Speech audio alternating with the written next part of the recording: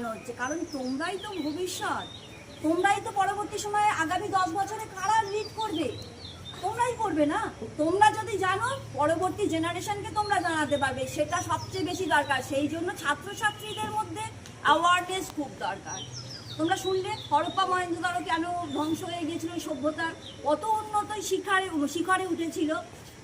ওখানে শুধুমাত্র ইটের বাড়ি তৈরি করবে বলে সেই ইটের পাঁজা, জানো ইটের পাঁজা যেগুলো ইট পোড়ানোর জন্য যেটা তৈরি করতে হয়, ইটটা থাকে, মাটির থাকে, তারপর সেটাকে আগুন দিয়ে পুড়িয়ে দিতে হয়, তারপরে ওটাকে গাঁথা যায়। সেই বাড়ি তৈরির জন্য যখন প্রচুর গাছ জ্বালানি দরকার হয়েছিল, গাছ কেটে ফেলেছিল, যার জন্য ওই সভ্যতাটাই লিপ্ত হয়ে গিয়েছিল।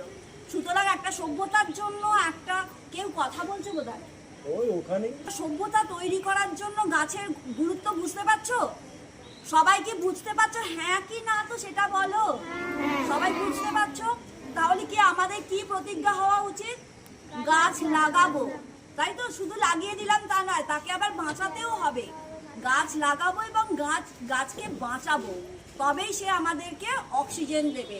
আর আমাদের আজকের যে প্রজেক্টের বিষয়টা ছিল, গাছ লাগানোর বিষয় ছিল, যারা যারা এনেছো সবাইকে প্রত্যেককে ক্ল্যাপ করে দাও, একটা জোরে ক্ল্যাপ করে দাও।